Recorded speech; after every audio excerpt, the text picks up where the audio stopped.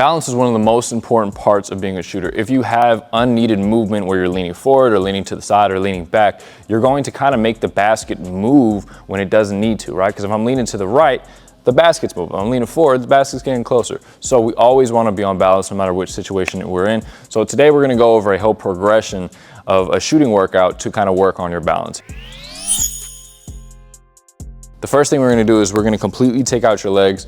When it comes to shooting, if we can just generate power from our upper body, when we add in our lower body, we're not going to feel like we need to lean any which way. All right, so you're going to have your legs fully locked out. Don't bend from the hips, don't bend from the knees. All that's moving is your arms. It's going to look a little like this. All right, so I mean, you can kind of play with the distance. You know, you can get to the free throw line if you can, but you know, kind of make it a challenging distance where you're not at all using your legs here.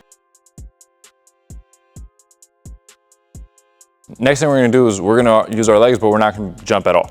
All right, so again, a jump is often what is going to create a jump forward, or sometimes people, because they're loading up to jump, will kind of lean right or lean left.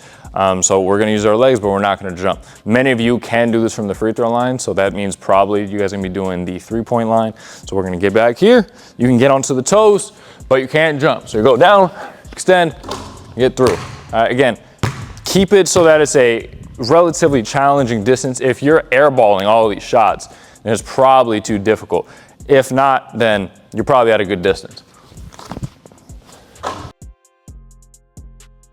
The next thing we're going to be doing is we're going to be shooting off of one foot. So if you're a right-handed shooter, you're going to be shooting off your right foot. If you're a left-handed shooter, you're going to be shooting off your left foot. The reason why is a right-handed shooter often will lean to their left, and a left-handed shooter will often lean to the right. So they kind of go heavy on that side. I'm right-handed, so a lot of shooters that are like me, they'll go down, they lean this way. And you'll see them kind of jump to the left, and vice versa with left-handed players. They'll kind of jump to the right because they're going heavy on that side to kind of compensate for them having a one-sided motion that they're doing, shooting a basketball, right?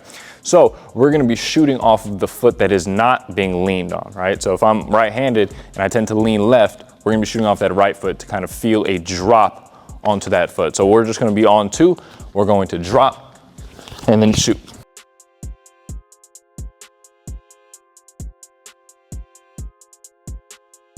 Next thing we're going to be doing is called a 1-foot stop. This is a whole series that you can actually be pretty creative with. There's a bunch of different options, but just for the sake of this video, we're going to just take one step and we're going to be stopping on 1 foot. When you can stop on 1 foot, you will be able to stop on 2. And when you can stack your weight up on 1 foot, you'll be able to be on balance. So you're going to start with 1 foot back. In this case, I'll have my right foot back and I'm aggressively going to step forward. I'm sprinting forward. I'm not just stepping. Okay, and then we're going to stop on that foot, hold it for a second. So it's going to look a little bit like this. Again, it's 1 foot, so you can see my left foot is airborne. I'm not stopping like this. That's easy, right? So we are sprinting forward, stopping, holding it, and then you're going to drop onto the both feet and shoot. Now, when you put that second foot down, we want to make sure we're not going like this and then shooting, right? We want to go down. So send the elevator down to send the elevator back up. It's the same exact way we go down when we shoot. We don't want to lean this way or this way or this way or this way. We're doing the same thing when that second foot goes down, but you do want to hold it for that 1 second or so. All right, so it looks like this.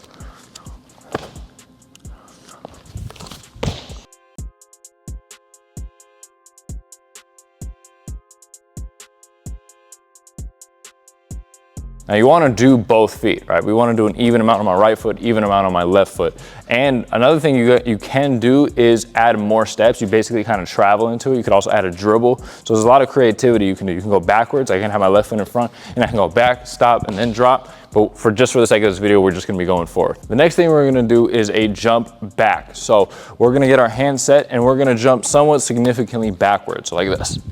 Now the reason we're doing that is whenever you have a negative motion, a motion away from the rim, it's very natural to want to lean forward just to kind of cancel out those motions. Your goal is to not let that happen. When you land, we're trying to go down like we're sitting in a chair. We do not want these knees caving too far over our toes to the point where we rock forward and jump super far forward. So when I go down, I'm going to jump back. I'm going to go down. I should land somewhat in the same kind of position that I'm in. If I have a little bit of movement forward, that's okay, but we really want to try to avoid a big lean forward.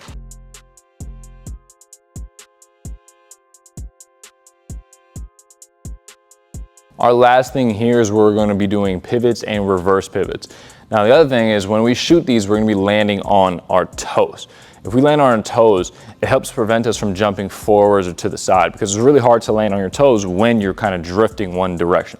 So when you, and I got this from Drew Hanlon, so shout out to him.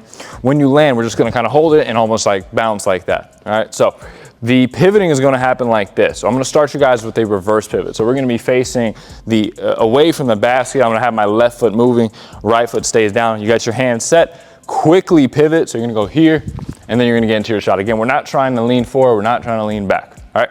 So it looks a little bit like this.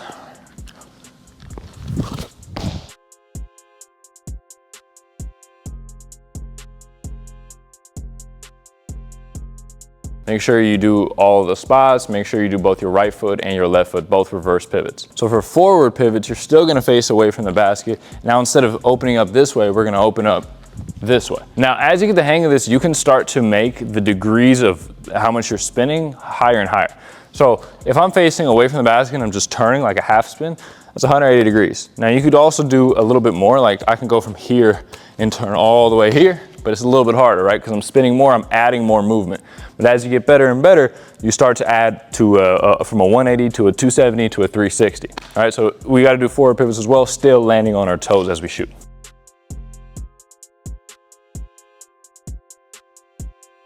Okay guys, that's a full shooting workout to work on your balance. Reps are gonna kind of depend on where you're at and what you actually need to work with. If you're leaning left or right a little bit more, perhaps you need to spend more time on that 1 foot shooting. Either way, try to get some of this done, and I promise you your balance will be on point when you shoot.